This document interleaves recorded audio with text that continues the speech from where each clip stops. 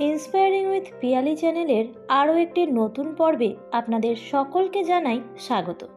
বন্ধুরা, আমাদের ভিডিও সবার প্রথমে দেখতে চ্যানেলটিকে সাবস্ক্রাইব করে পাশে থাকা নোটিফিকেশান বেল আইকনটি অল করে রাখুন। ভগবানের এই সৃষ্টি সুন্দর এক নিয়মে বাঁধা ছিল। বেদ শাস্ত্রকে মেনে যে আর্যধর্ম গোটা পৃথিবীকে এক সুতোয় বেঁধে রেখেছিল, কলির প্রবেশের সঙ্গে সঙ্গে সেই সুতো কিন্তু ছিঁড়ে গেল। মানুষের মধ্যে ধর্ম ও অধর্ম কোনো কিছুই বাধা থাকলো না।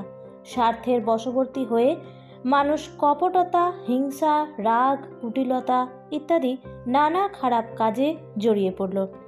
স্বভাব যখন মানুষের মধ্যে পরিবর্তন আনে, তখন প্রকৃতির মধ্যেও কিন্তু তার প্রতিরূপ দেখা যায় অতিবৃষ্টি, অনাবৃষ্টি, খরা বা বন্যার মাধ্যমে। আজকের আমাদের আলোচ্য বিষয় হলো কার ভুলে শুরু হয়েছিল এই অন্যায়ের যুগ তথা কলিযুগ। ভিডিওটি অবশ্যই শেষ পর্যন্ত দেখার অনুরোধ রইল।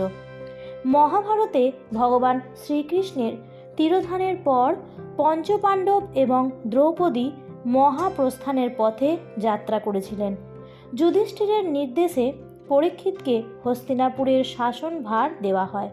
পরীক্ষিত হলেন অভিমন্যুর পুত্র তথা অর্জুনের নাতি। হিন্দু শাস্ত্র অনুযায়ী দাপর যুগের অবসানের পরে কলিযুগের সূচনা হয়। পরীক্ষিতের জীবনে প্রথম থেকেই অনেক বিপদ আসে। মাতা উত্তরার গর্ভেই তাকে হত্যার চেষ্টা করেছিলেন অশ্বত্থামা, কিন্তু শ্রীকৃষ্ণের কৃপায় মৃত হবার পরেও প্রাণ ফিরে পান পরীক্ষিত। তার শাসনে খ্যাতির শীর্ষে পৌঁছে যায় হস্তিনাপুর। কিন্তু এর পরেই ঘটে যায় এক বড় বিপদ। রাজা পরীক্ষিত একদিন শিকার করতে অরণ্যে গিয়েছিলেন। সেখানে কলি নামের এক দৈত্য এসে পরীক্ষিতের মুখোমুখি হয়।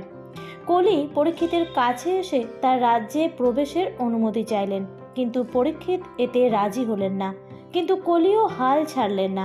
শেষ পর্যন্ত পরীক্ষিত বললেন, আপনি সমগ্র রাজ্যে থাকতে পারবেন না, শুধুমাত্র কিছু কিছু স্থানে থাকতে পারবেন। সেগুলি হলো জুয়া এবং মদের ঠেক, পতিতালয় এবং পশু জবাইয়ের জায়গা এবং সোনা দানার মধ্যে। বুদ্ধিমান কলি এর সুযোগ নিয়ে প্রবেশ করলেন পরীক্ষিতের সোনার মুকুটে। এরপর থেকে কলির প্রভাবে বাড়তে লাগলো পরীক্ষিতের দুর্বুদ্ধি। একদিন ঋষি শ্রমিকের আশ্রমে গেলেন পরীক্ষিত। তৃষ্ণায় কাতর হয়ে ঋষির কাছে জল চাইলেন, কিন্তু ঋষি তখন ধ্যানমগ্ন। জল না পেয়ে তৃষ্ণার্ত পরীক্ষিত কলির প্রভাবে মেজাজ হারালেন। তিনি তার ধনুকে করে একটি মৃত সাপ নিয়ে জড়িয়ে দিলেন ঋষির গলায়। এরপর সেই স্থান পরিত্যাগ করলেন। কিছু সময়ের পরে সেখানে ঋষির পুত্র এসে পিতাকে এরকম অবস্থায় দেখে অত্যন্ত রেগে গেলেন। তিনি অভিশাপ দিয়ে বসলেন যে যে ব্যক্তি তার নিরপরাধ পিতার এই হাল করেছেন, 1 সপ্তাহের মধ্যে সর্পদংশনে তার মৃত্যু হবে। ঋষি শ্রমিকও তার পুত্রের এই কাজে চমকে গেলেন। রাজা পরীক্ষিত এই ঘটনার কথা শুনে পুত্র জন্মেজয়কে সিংহাসনে বসিয়ে মহর্ষি সুখদেবের আশ্রমে চলে গেলেন। জীবনের শেষ 7 দিন কাটালেন ভাগবত পুরাণ পাঠ করে। অবশেষে সর্পরাজের ছোবলে তার মৃত্যু হলো। তবে কিছু পৌরাণিক তথ্যে এই কাহিনী ভিন্নভাবে বলা হয়েছে। সর্পরাজ নাকি ব্রাহ্মণের বেশে পরীক্ষিতের সঙ্গে সাক্ষাৎ করেছিলেন এবং তাকে হত্যা করেছিলেন। দীর্ঘ 24 বছর রাজ্য শাসনের পর মৃত্যু হয় পরীক্ষিতের। প্রয়াণের সময় তার আনুমানিক বয়স ছিল প্রায় 60 বছর। ততদিনে পৃথিবীতে শুরু হয়ে গিয়েছে কলির দাপট। সত্য, ত্রেতা এবং দাপর যুগের পর কলি যুগের সূচনা হয়েছে। মনুসংহিতায় বলা হয়েছে যে সত্য যুগের মানুষের আয়ু ছিল 400 বছর। পরবর্তী সময়ে তা কমে গিয়ে কলিযুগে মানুষের পরমায়ু 100 বছর। কলির প্রভাব যখন শেষ সীমায় পৌঁছাবে, অর্থাৎ পাপের পরিমাণ তার সীমা ছাড়িয়ে যাবে, তখন পৃথিবীতে জন্ম নেবেন কল্কিদেব।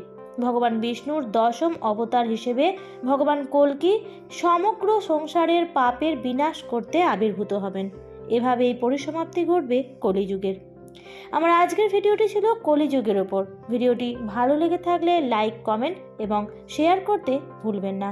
পরবর্তী ভিডিওর নোটিফিকেশন সবার প্রথম পেতে চ্যানেলটিকে অবশ্যই সাবস্ক্রাইব করে রাখুন।